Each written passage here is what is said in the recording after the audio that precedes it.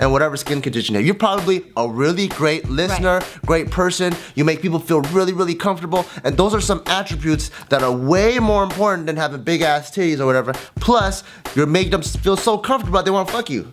You know? So, I feel like that you shouldn't have self-esteem issues, and if you are in a situation that it almost sounds revengeful, because the guy is like, hey, you know what, I accepted you, so now that I've accepted you, I did you a favor, which you did, but because of that, I'm gonna put you on lockdown. That is not fair. For sure, that's where we're at right now. Yeah. I'm so happy that you brought up the fact that there is a lot more to offer than just ass and titties and the skin condition, because yes, Bart did bring up a great point. Like, you have these great qualities and attributes about yourself that you make people feel comfortable and they feel that they can open up to you. So you have to look at the good things that you have to offer people instead of focusing on the mundane surface type shit like ass and titties. That shit's gonna go. You're gonna get old, homegirl. And girls with big asses and big titties, I'm sorry to those girls out there, but gravity's gonna get you. You're gonna get wrinkly. Shit's gonna start sagging, and at the end of the day, none of that shit's gonna matter. Gravity's gonna go, pull that shit down and pull it down and start pulling it. Okay.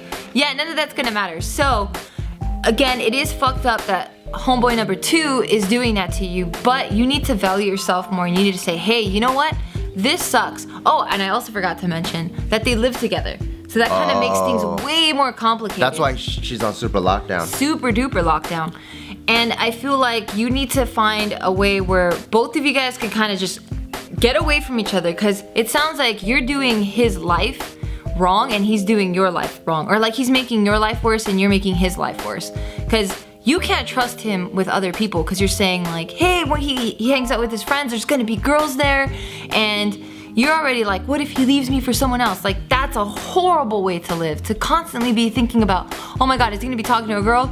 Oh shit, like, shit, is he gonna text somebody? And it's like, why invest so much time and brain power in thinking all these crazy scenarios that you don't even know happened yet? And the same with your boyfriend, like, he's constantly checking your Facebook, you said. He's going into like your diary and reading all that stuff.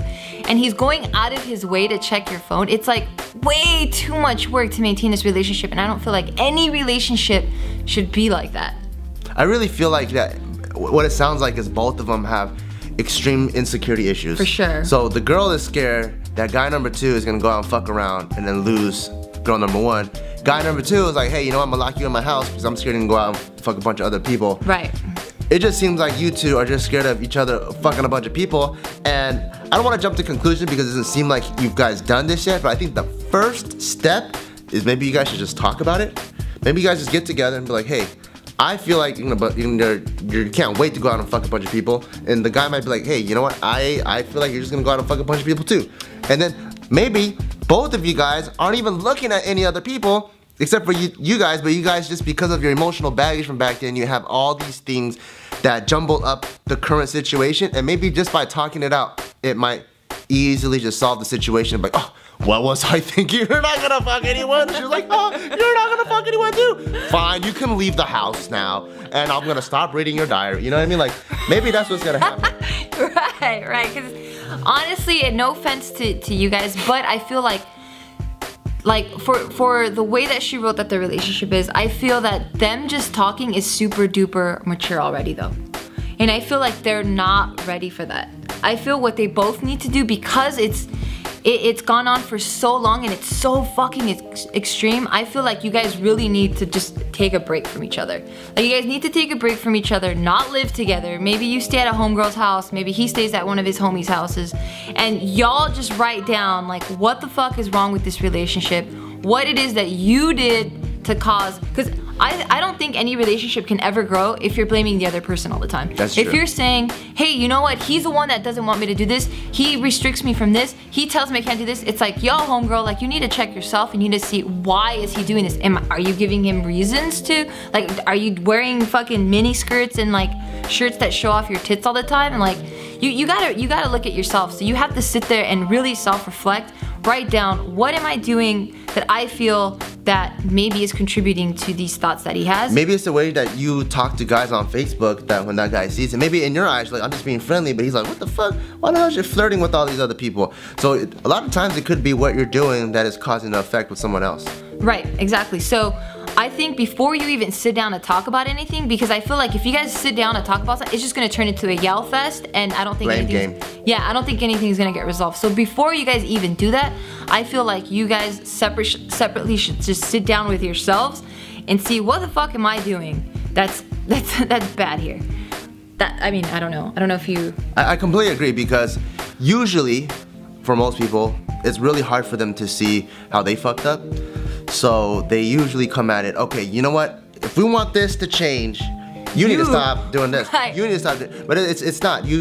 It's even if the other person is crazy, you can still, like, let's say if she just wants to punch me, she can't stop doing it. Of course I'm like, hey, I'm getting hurt because you punched me. But if I could do something about myself, maybe I just start wearing a lot of padding and she can punch me all she wants. So there's always two sides, and whether it's 50-50 or 99-1, there's always still that 1%. So if you can self-evaluate and be like, what am I doing that's causing this guy to act crazy, or what is he doing that is making me want to go back to all these other dudes or do some crazy shit, then once you can figure that out and be mature enough for that, then you guys can start talking and then avoid the whole blame game. Yeah, for sure.